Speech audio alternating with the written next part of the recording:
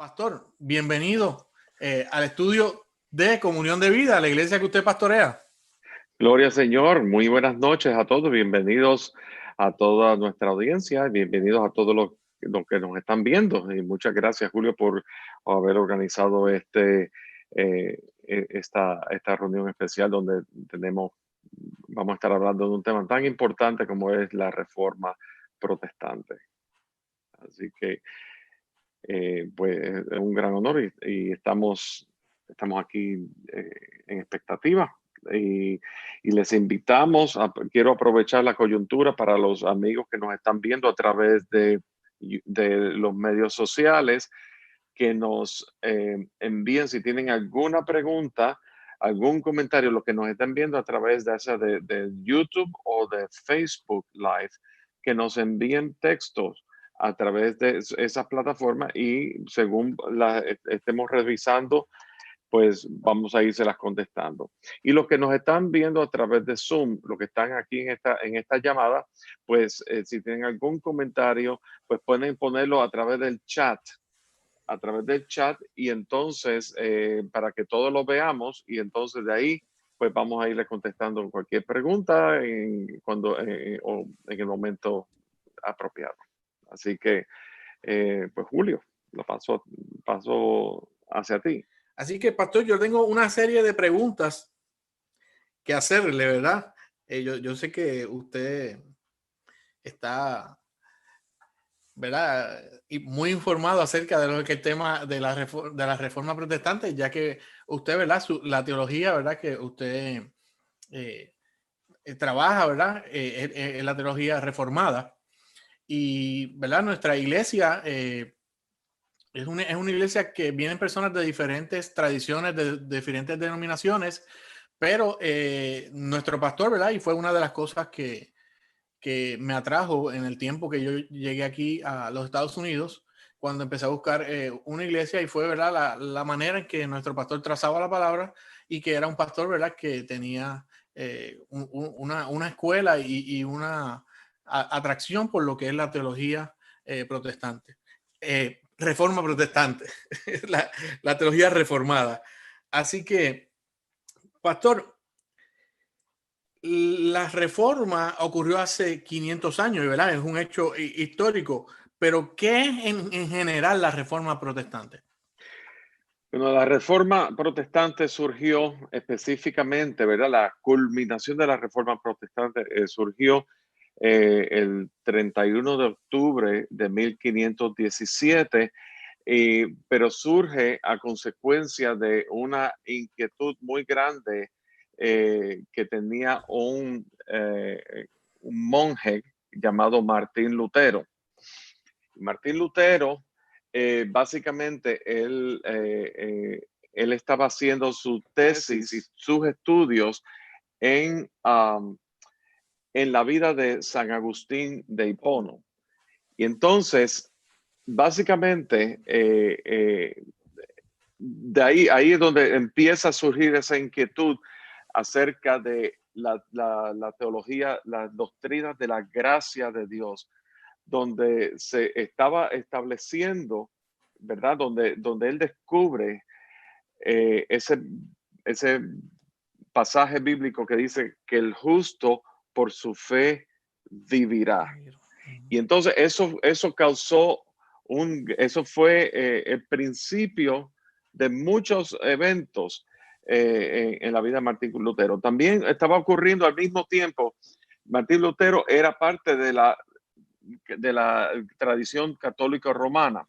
Y en la tradición católica romana, pues ellos era la fe con otros componentes que tenían que ver con los sacramentos, las tradiciones, las buenas obras, tenía que ver, o sea, en adición a lo que es la fe salvadora por medio de la obra redentora de Cristo Jesús. Entonces, eso es muy importante recalcarlo. Eso desde el punto de vista teológico, desde el punto de vista de doctrina. Al mismo tiempo, Martín Lutero estaba se sentía grandemente perturbado por el tema de una costumbre que estaba llevándose a cabo en la Iglesia Católica, aún desde el Vaticano, y tenía que ver con la venta de indulgencias.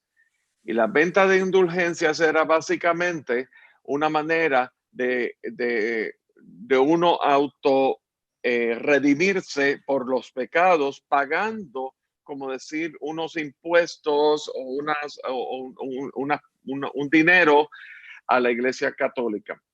Y una de las cosas que ocurría era que pues, de ahí eso era un gran negocio, eso era un negocio redondo para la Iglesia Católica, y la Iglesia Católica se lucró grandemente.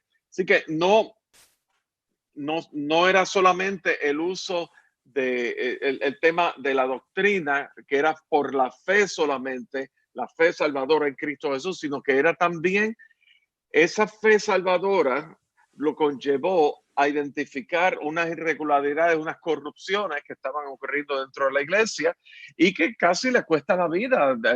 Martín Lutero pues fue perseguido y la Iglesia Católica tenía grandes intereses, tenía grandes tentáculos dentro de los sistemas de gobierno. O sea que él básicamente tuvo que huir más. Y cabe señalar que Martín Lutero en su intención no era, la intención de él era básicamente reformar la Iglesia Católica, no era abandonar la Iglesia Católica, que eso hay que señalarlo también. Pero en esas reformas, él escribió con su puño y letra lo que se llama las 95 tesis. Y entonces básicamente las 95 tesis es una declaración del significado del Día de la Reforma. Okay. Esas 95 tesis básicamente lo que está diciendo que el verdadero tesoro de la iglesia es el evangelio de Jesucristo. Eso en una manera simple, en una sola frase. El evangelio, el verdadero tesoro de la iglesia es el evangelio de Jesucristo. Básicamente, pues, eso ocurrió cuando Martín Lutero hace público esas 95 tesis, fue el 31 de octubre de 1517, y por eso es que el 31 de octubre se conoce como el Día de la Reforma. La indulgencia era un tipo de pago que se hacía para redimir los pecados, ¿verdad? Para redimir los pecados, pero no era basado necesariamente, no era basado en virtud de la sangre de Cristo Jesús en la cruz del Calvario, sino era basado en justicia propia, porque tú estás pagándolo con tu propio bolsillo.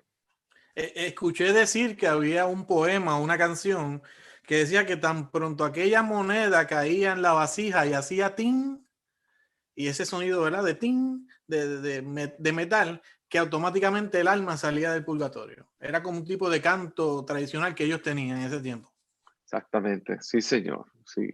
Y el purgatorio, pues obviamente era otro aspecto que todavía aún esa doctrina existe dentro de la Iglesia Católica, que es ese punto intermedio cuando la persona muere, ¿verdad? El alma de esa persona va a un purgatorio y entonces la familia y los seres queridos aquí en la tierra pues ayudan a Dios, ¿verdad? Mediante lo que se llaman las novenas, que las novenas son los 9 días después del fallecimiento de esa persona, hacer un rosario diario de las novenas para que asegurarse de que esa alma vaya directamente al cielo, salga del purgatorio y vaya directamente al cielo.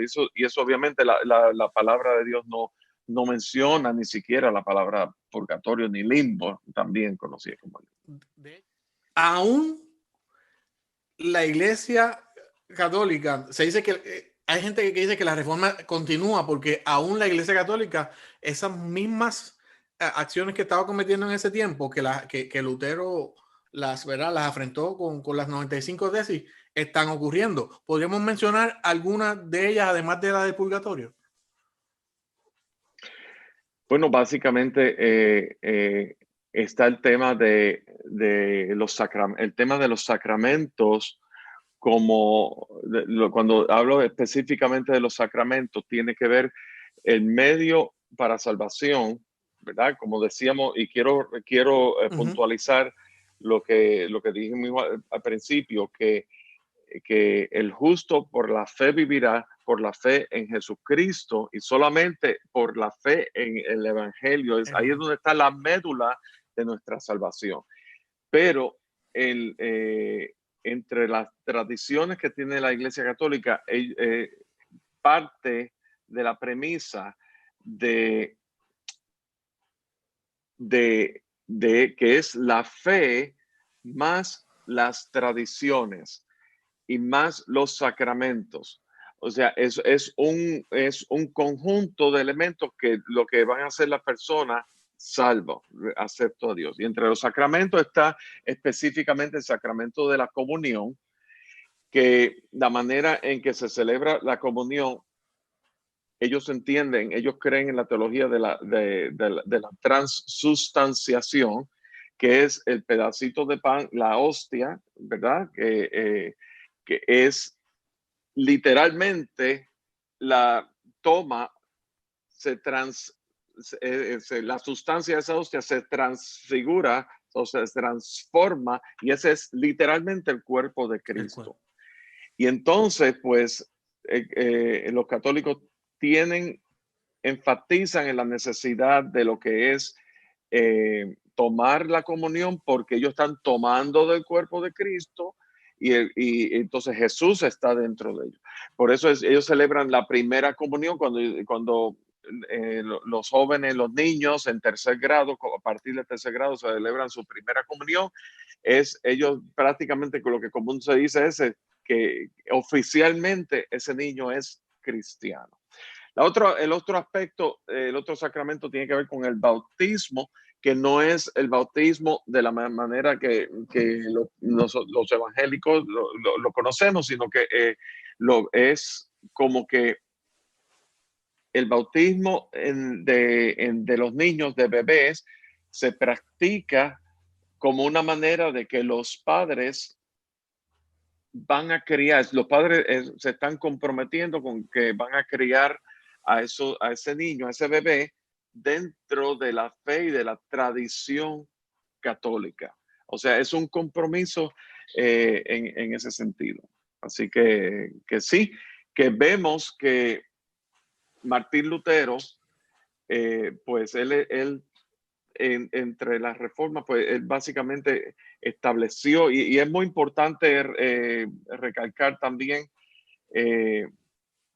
lo que tenía que ver con lo que se conoce como las 5 solas. Las 5 solas de la reforma, que es sola escritura, y eso básicamente sola escritura está hablando básicamente de que se refiere a las fuentes de la revelación de Dios, ¿verdad? De las cuales hay dos tipos de revelación. Está lo que se conoce como la revelación natural, la revelación o la revelación natural o la revelación especial. Y la revelación natural es básicamente esa forma en que Dios utiliza elementos de la naturaleza para mostrar que hay un creador del universo y para sensibilizar nuestros afectos hacia una búsqueda de más allá del más allá, del Dios, punto. Ahora bien, la revelación natural es a través de la naturaleza, pero no necesariamente, no apunta hacia el carácter redentor de Cristo Jesús, solamente apunta la existencia de un Dios que es creador del universo. Ahora, la revelación especial específicamente tiene que ver con la manera en que Dios se revela a nosotros a través de las escrituras y el Espíritu Santo vivificando esa palabra, trayendo vida en la palabra y mostrándonos y apuntándonos, señalándonos hacia Cristo como el único camino, la única verdad y la única vida y el único mediador entre Dios y los Entre, hombres, Jesucristo hombre. sí, ese era un Entonces, punto, ¿verdad? Que quería sí, también consultarle, el asunto de que los hermanos católicos pueden compartir el hecho de que ellos también conocen la Trinidad y que reconocen a Dios Padre, Dios Hijo y Dios Espíritu Santo. Pero ujú, en el caso de nosotros, nuestro mediador es el Hijo. correcto. Nosotros, nuestra consolación la recibimos a través del Espíritu Santo. Y el Espíritu Santo nos lleva hacia el Hijo para que a través del Hijo nosotros podamos ir al Padre. Amén. Entonces, vemos que hay hermanos católicos, no voy a decir todo, no quiero generalizar, porque conozco católicos que son muy centrados, ¿verdad? Y que no, tan siquiera ni tienen imágenes en su casa. Sí, Ellos pueden ir a la catedral y ver las imágenes allí, pero yo conozco hermanos católicos que no tienen imagen porque ya reconocieron de que una estatua de yeso, ¿verdad? De cerámica, no es un mediador, ni es el que tiene poder para escuchar el ruego de un ser humano ante el Padre. correcto. Lo que pasa es que tiene que ver con matices. Por ejemplo, para una persona, cuando una persona que conoce las escrituras, que un evangélico practicante, y yo tengo que decir también, muchas veces, y muchas personas dentro de los evangélicos han sido tan recalcitrantes en la parte de señalar el tema de las imágenes a los católicos. Sí. Y, y realmente eso es un tema, sin darnos cuenta y esto es un tema también de la reforma, porque la reforma parte de la premisa, ¿verdad?, de que el pecado esencial del hombre es la idolatría. El mismo Juan Calvino decía Ujú. que el hombre es una fábrica de ídolos. Entonces, entonces están las imágenes, ¿verdad?, que son las estatuas, pero están los ídolos que nosotros tenemos dentro de nosotros también. Entonces, muchas veces los evangélicos, pues en nuestro sentido de justicia propia, pues señalamos a los católicos por las imágenes visuales, las estatuas, pero no reconocemos o somos o tardamos en reconocer nuestra propia idolatría. Y eso primera de Juan, la epístola, la epístola de primera de Juan, el último versículo cierra con que hijitos guardados de los ídolos. Dios. Imagínate. Entonces, pues, pero O sea que sí, es aplicable tanto al católico como al mismo también protestante, porque no estamos exentos de que aparezcan ídolos en nuestra vida que le prestemos más atención que al mismo Dios. pero exactamente, pero es interesante que el tema de las imágenes y el matiz que le da un católico a la imagen es, no, pero eso es una imagen como cuando yo tengo una fotografía en la sala de mi casa de mi mamá, pues un recuerdo, pues pero eso no significa que yo la adore. Pero cuando tú le pones un afecto, básicamente idolatría es aquello que va a tomar el lugar de Dios en nuestras vidas. Eso es básicamente lo que es.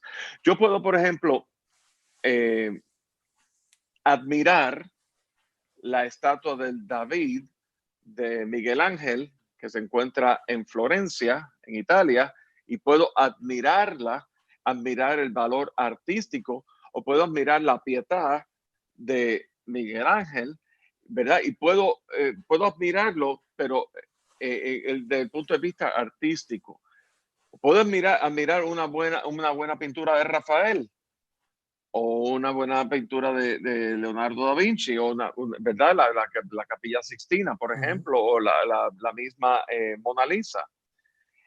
Pero de ahí a yo poner mi afecto a esas imágenes por encima de Dios, por encima de Dios, o dándole un atributo, no necesariamente por encima, igual a Dios, Igual. igual Claro. o por encima de Dios, ¿verdad? Tratarlo como Dios, arrodillarme ante ellos, hacer oraciones hacia ellos y esas cosas. Eso es idolatría. Y eso, pues obviamente la palabra pues habla en contra de eso, básicamente. Pero abundando un poco más en lo que en lo que decía acerca de la sola escritura, ¿verdad? El, para, para el protestante solamente hay una fuente de revelación especial y son las escrituras. Y para el católico romano hay dos fuentes de revelación especial, es las escrituras y la tradición. Y eso aparece claramente en el Concilio de Trento.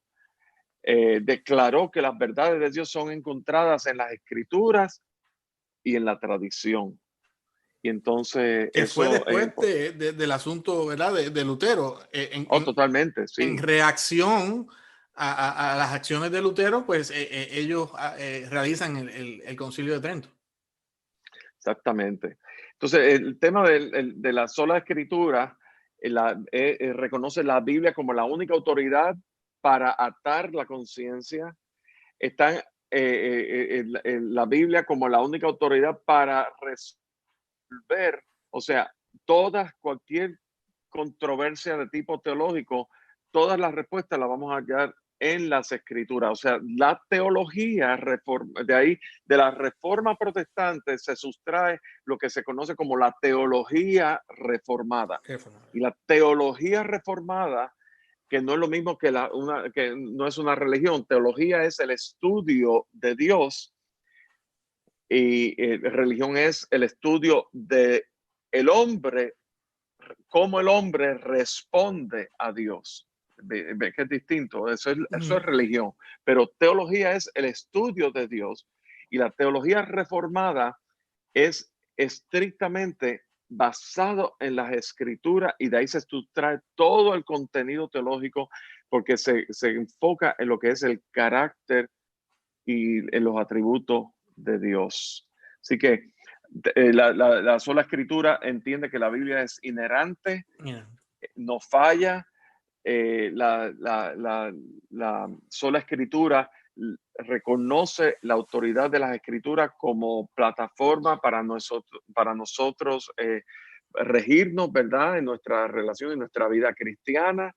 Y obviamente, pues la sola escritura, pues entiende que está el componente de la escritura, pero la escritura es la escritura en la revelación del Espíritu Santo. O sea, hay un componente de la vida dentro de la palabra de Dios. O sea, que no es la escritura, el libro, la letra, un libro frío y al vacío, sino que es un contenido que está la revelación de Dios, del carácter de Dios, y eso es la obra del Espíritu Santo. Y entonces la sola escritura lo reconoce. El otro elemento que está lo que se llama la sola fide o sola fe, ¿verdad? Y eso tiene que ver, el Romano 3:26, el justo como el que justifica al que tiene fe en Jesús, ¿verdad? Dios es tanto justo como el que justifica al que tiene fe en Jesús. El justo por su fe vivirá. Y ahí la fe en Cristo Jesús es el punto central sobre la cual descansa la vida cristiana. La fe en Cristo Jesús trata con otro tema también, y es el tema de que Dios, por medio de la obra que hizo Jesús en la cruz del Calvario, y al yo recibir esa obra, a yo reconocer que esa obra de Cristo Jesús es efectiva para mi salvación, entonces la obra de Jesús cobra efectividad sobre mi vida. Entonces yo soy participante entonces de el ser hallado justo delante de Dios. Quiere decir, la justicia por mi pecado recayó totalmente en Cristo Jesús, pero al mismo tiempo, al yo ser, al mis pecados ser redimidos, yo he sido entonces justificado, he sido perdonado de mi pecado.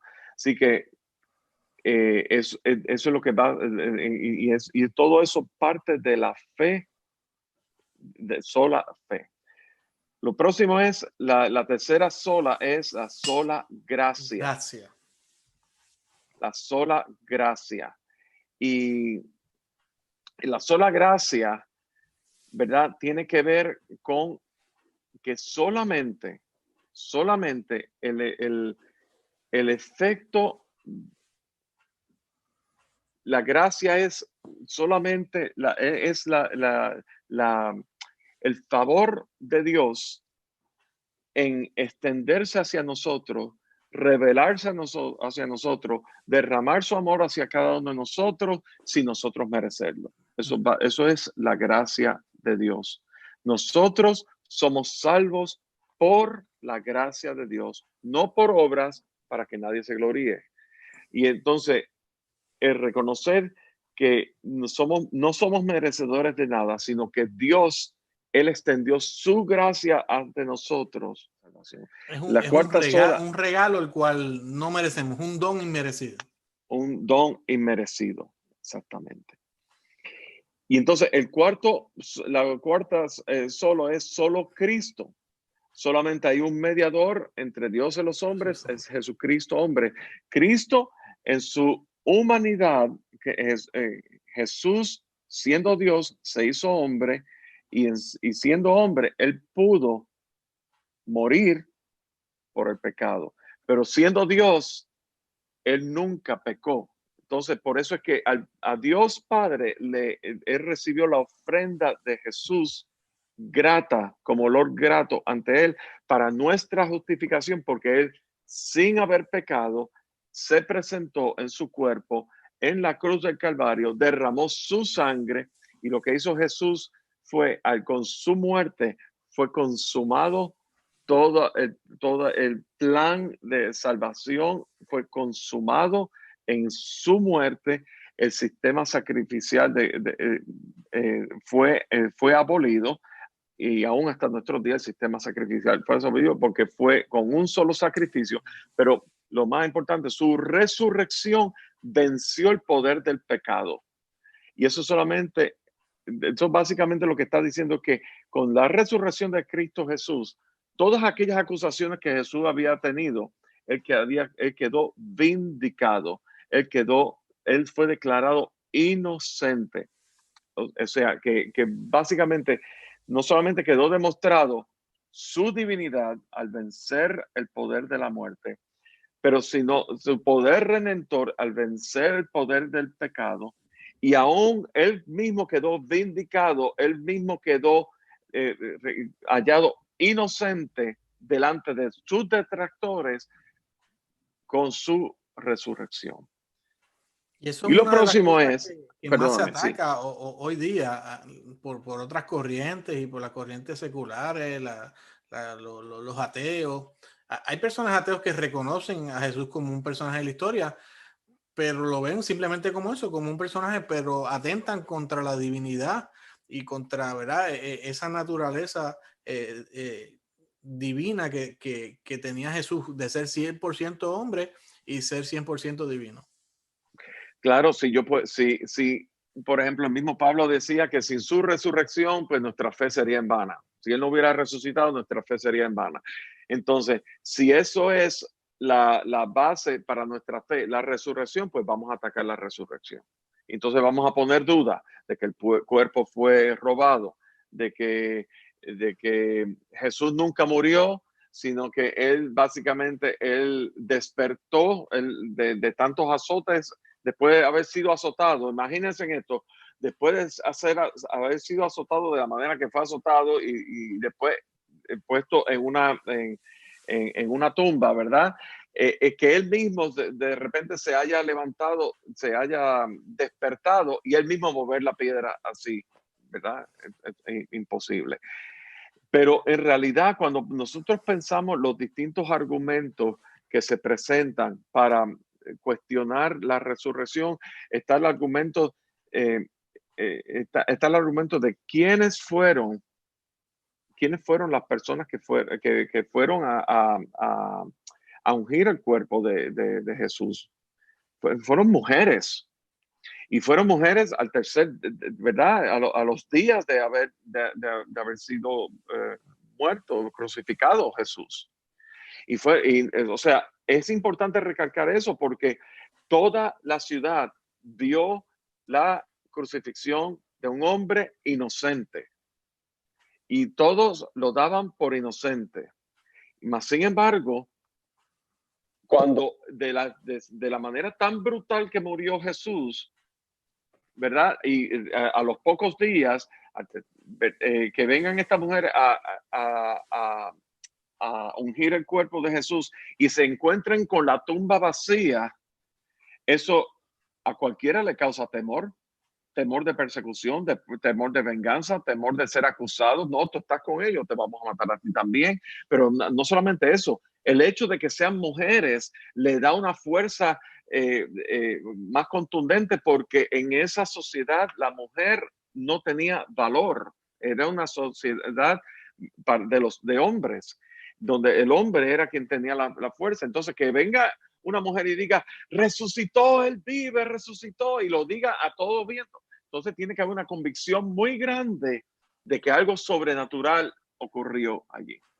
Eso Para es lo que ellas primero. tuvieran esa valentía y hacer Sí, un testimonio público que podía hasta ser perjudicial para ella, porque y podían ser acusadas de haber estado envueltas en el asunto del cuerpo de Jesús. totalmente, totalmente.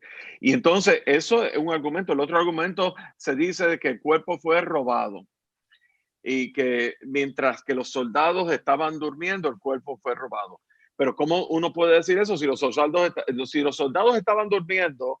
Ellos no podían, ellos no había manera de que si ellos estaban roncando, durmiendo con los ojos cerrados, no había manera que ellos pudieran atestiguar de que el cuerpo haya sido robado.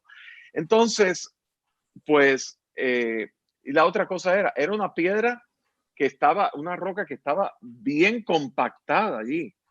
O sea, Sí, se dice que los sellos que utilizaba Roma, esto no era simplemente, ¿verdad?, poner una piedra ahí, no, se utilizaba un tipo de cera espesa, la cual iba puesta en diferentes puntos y esos sellos, ¿verdad?, se ponían ahí para que hubiese una evidencia de que fue el Estado el que selló esa tumba. así mismo, así mismo. Y entonces, imagínate, el remover esos sellos y remover esa piedra bien grande, pues requería una fuerza especial. Entonces, pero aún vayamos más allá. Jesús resucitado de más de 500, o sea, hoy día los detractores de la resurrección, ellos van a la ciencia y ellos se limitan solamente en la parte de la ciencia. Pero cuando tú vas a una corte, hay varios tipos de evidencia. Está la evidencia científica, Uh -huh. obviamente, el ADN. Está la evidencia de testigos.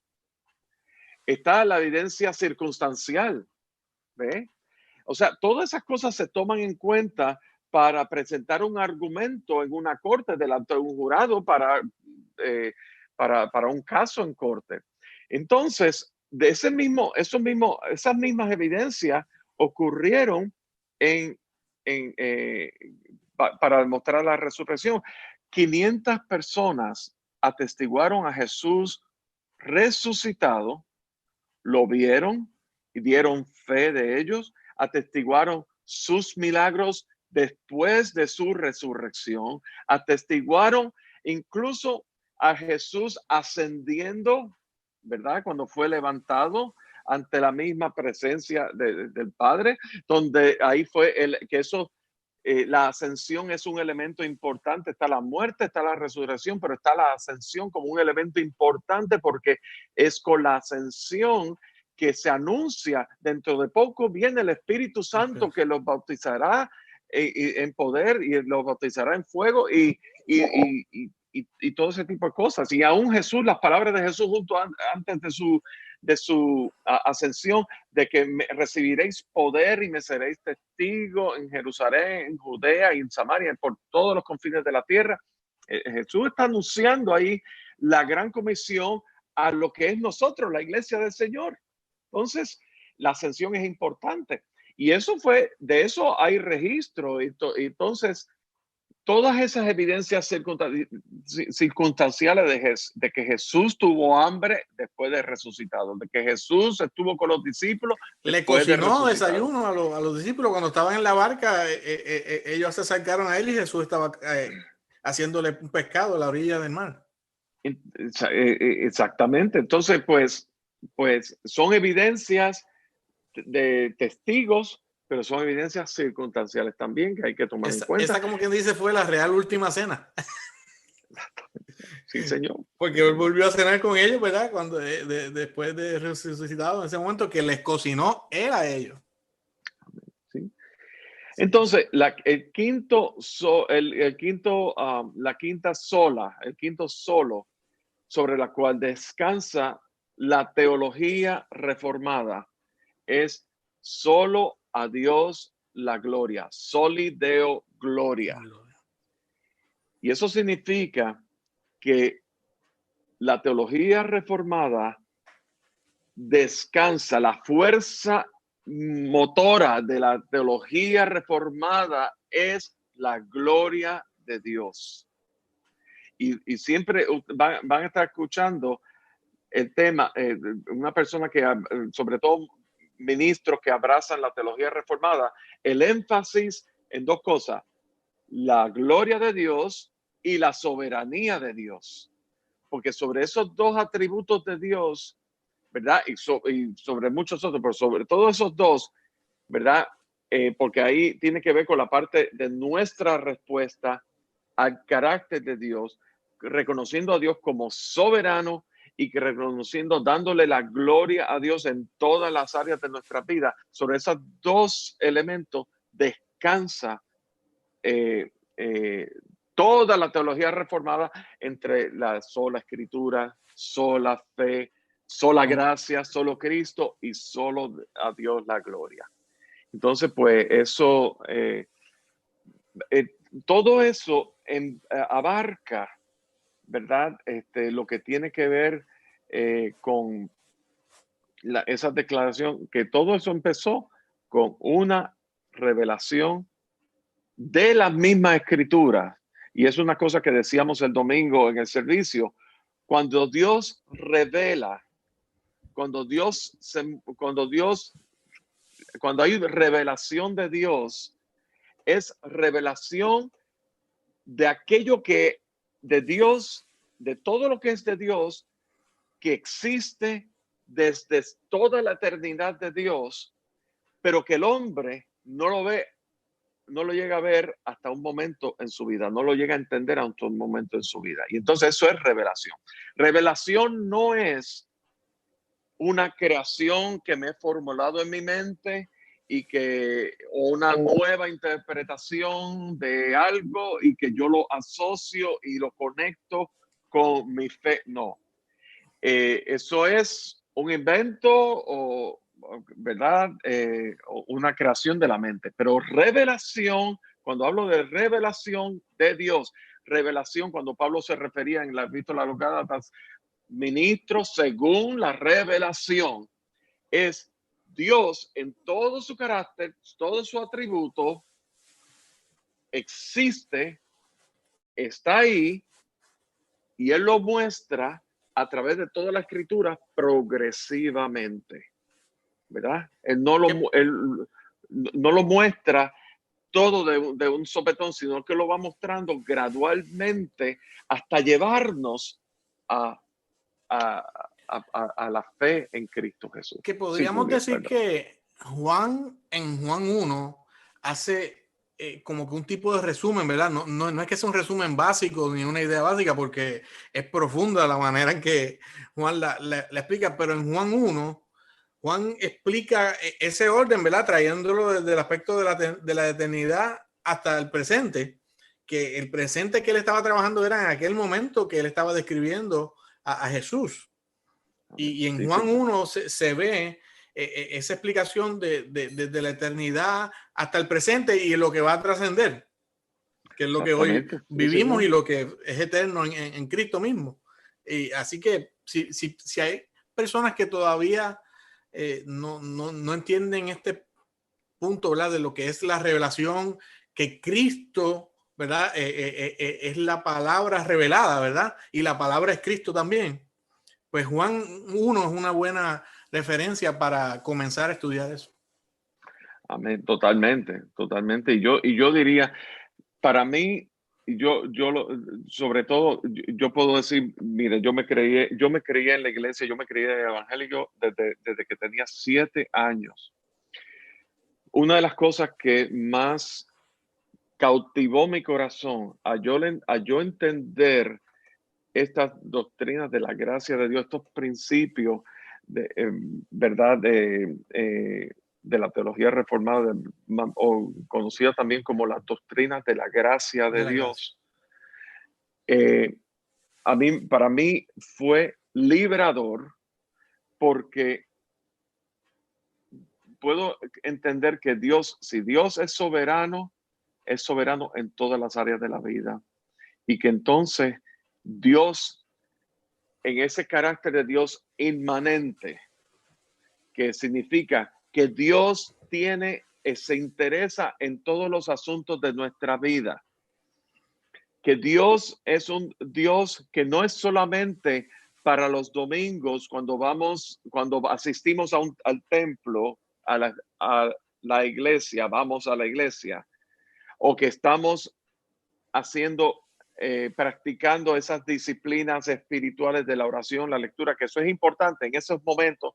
Dios es inmanente, Dios tiene un interés especial en todas y cada una de las áreas de nuestras vidas.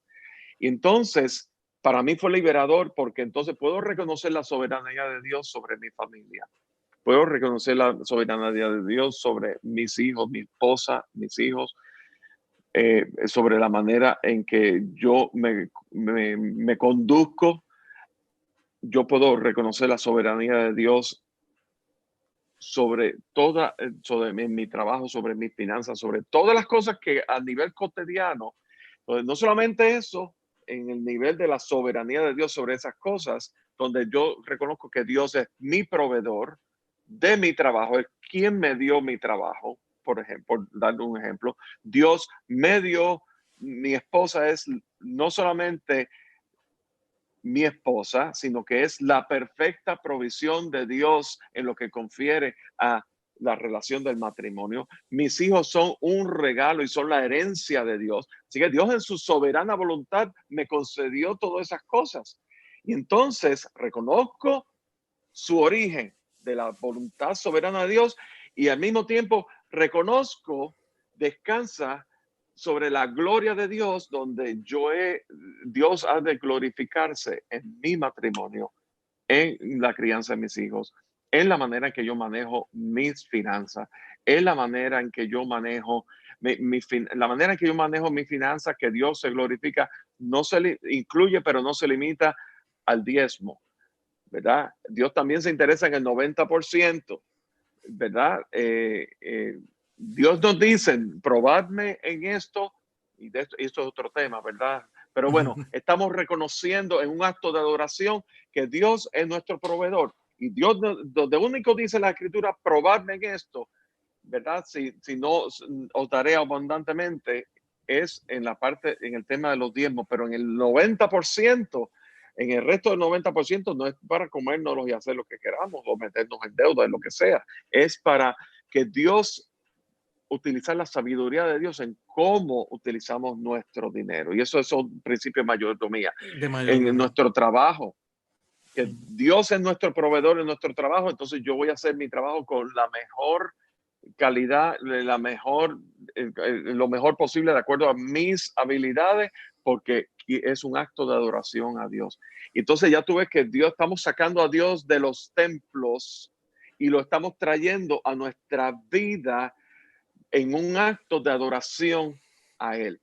De eso que se trata la inmanencia de Dios. Entonces, para mí fue liberador porque el reconocer eso me puso a mí en paz con que Dios pone una centralidad en mi vida y y me permitió reconciliar muchas cosas en mi vida que estaban cuestionadas.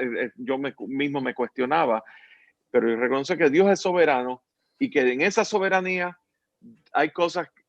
La revelación de Dios está en las escrituras, el Espíritu Santo nos revela progresivamente, pero fuera de eso va a ser cuando nosotros nos vayamos con el Señor nos recoja o el Señor venga a recoger su iglesia, es que nos va a mostrar todas las inescrutables riquezas de quién es Él, aún más allá, porque le vamos a ver tal y como es Él. Entonces eso me permitió descansar sobre esa soberanía. Y entonces, en vez de estarle buscando, como dicen en mi país, las 5 patas al gato o estar especulando, no me salgo de la. Yo sencillamente, si no está en las escrituras, es que no es el tiempo de Dios para que yo pueda entender aún más. Y aún es con las escrituras y todavía hay cosas que yo no entiendo. Imagínense. Y las escrituras es vasta de por sí, es suficiente y es grande. Imagínense cuando estemos en la presencia del Señor, cuando lo veamos en toda su grandeza, me puedo imaginar ese tiempo de adoración tan grande delante de la presencia del Señor. Y entonces, es liberador. A mí esto me fascina, siento pasión por esto, porque he visto en mi vida cómo Dios me liberó. Sí. No, y es por ello, ¿verdad? Que en esta noche conté, ¿verdad? Con usted para discutir el tema. Y cuando hablaba de la inmanencia del Señor, que es uno de los atributos, ¿verdad? De Él mismo, esa inmanencia nos lleva también a buscar lo que es en la trascendencia de Él, lo que Él a través de los tiempos, ¿verdad? Cómo se ha presentado y lo que nos va a llevar a nosotros cuando estemos, ¿verdad? En gloria, si nosotros pues entendemos que Él trasciende en nuestras vidas, pero también trasciende en la eternidad y nosotros vamos a ser partícipes de eso, ¿verdad?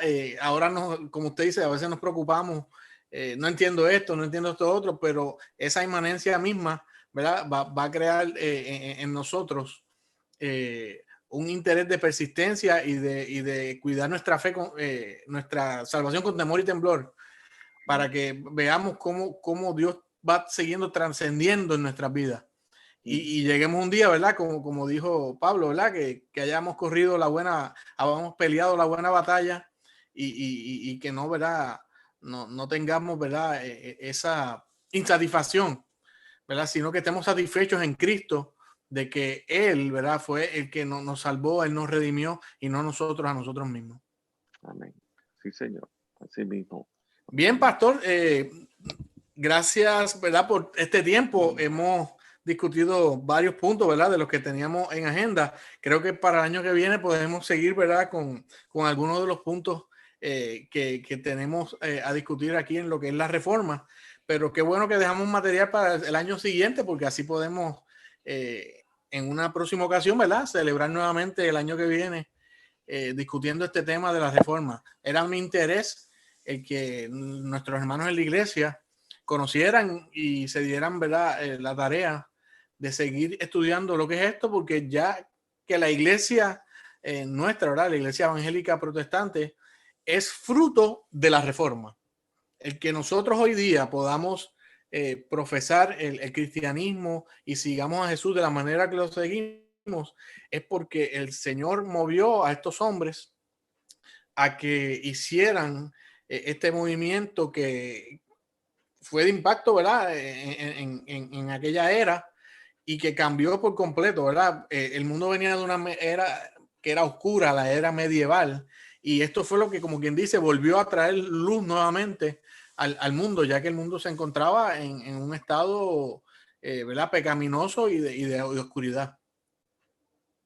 Amén. Sí, Señor. Yo quisiera, yo quisiera puntualizar, ¿verdad? Yo quisiera, ya terminando, para aquellos que nos están viendo, sobre todo en las redes sociales, hemos hablado, lo que estamos celebrando en este momento, y es una celebración importante, es acerca de la gloria de Dios, la vida de Dios, el plan de Dios. Y yo quisiera partir de una premisa de que Dios te ama. Y si quizás tú estás buscando respuestas existenciales en tu vida y estás buscando respuestas y que no las hayas y quizás has tratado otros vehículos, quizás has dicho, bueno, el panteísmo, ¿verdad? Que tiene que ver con la nueva era y tiene que ver con otro tipo de religiones no cristianas. O quizás tú dices, bueno, yo no sé si existe Dios, yo no sé si realmente es, así que yo soy agnóstico y te declaras agnóstico. La verdad no puede existir, la verdad no existe, nadie sabe la verdad. Y, y realmente, o el ateísmo, categóricamente decir Dios no existe. Y o sencillamente no lo piensas ni de una manera en cuanto a la espiritualidad o la no espiritualidad, sencillamente pues tú quieres vivir tu vida y buscas otros elementos, ya sea a través de las riquezas, ya sea a través del alcohol, ya sea a través de el estatus social, ya Que sea entra en hedonismo, entrando ahí en el hedonismo, producto del ateísmo y del gnosticismo.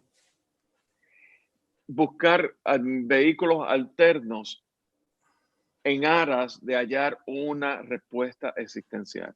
Y yo quiero decirte en esta noche que tú consideres, traer a tu consideración el hecho de que Dios te ama.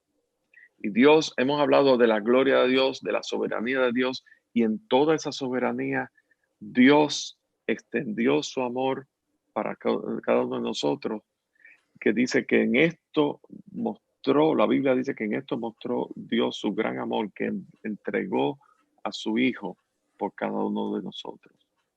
Y un padre, solamente por amor, es capaz de entregar voluntariamente a su Hijo para que pague por el pecado de otros. Y eso fue lo que hizo Dios. Dios envió a su Hijo. Jesús vino en forma humana. Él vino, murió en la cruz del Calvario sin haber pecado, y él derramó su sangre en la cruz. Y él, lo más importante es que resucitó al tercer día. Él está vivo. Y si tú pones tu fe en esa obra que Dios llevó a cabo a través de Cristo Jesús, la palabra dice que si tú crees que Jesús murió y resucitó, serás salvo. Con el corazón se cree y con la boca se confiesa para salvación.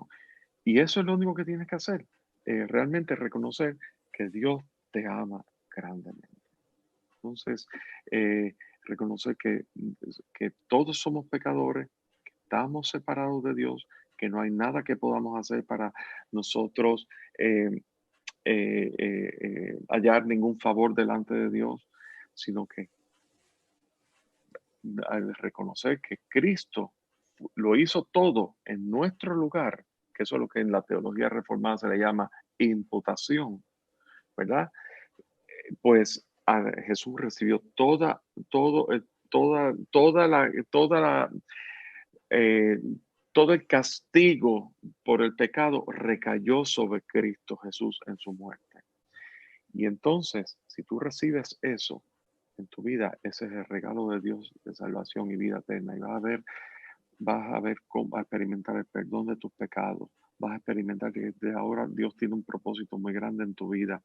Vas a recibir, vas a experimentar un gozo y un júbilo tan y tan grande de que tu vida está llena de esperanza, de que, de que a lo mejor estás pensando en el suicidio y Dios te está diciendo, no, yo soy la vida misma, yo soy la vida y la resurrección, en que en mí creyere, aunque esté muerto, vivirá.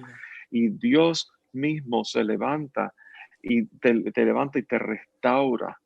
Y eso es el poder que tiene Dios, el poder de Dios soberano, del glorioso Dios. Y Así que te invitamos a que consideres eso. Eso para los que nos están viendo a través de las redes sociales que nunca nos han sintonizado. Y para los que son de la casa, pues recordarnos que no hay otro camino, no hay otro hombre dado a los hombres que Jesús el Señor. Que Dios te bendiga. Amén, amén.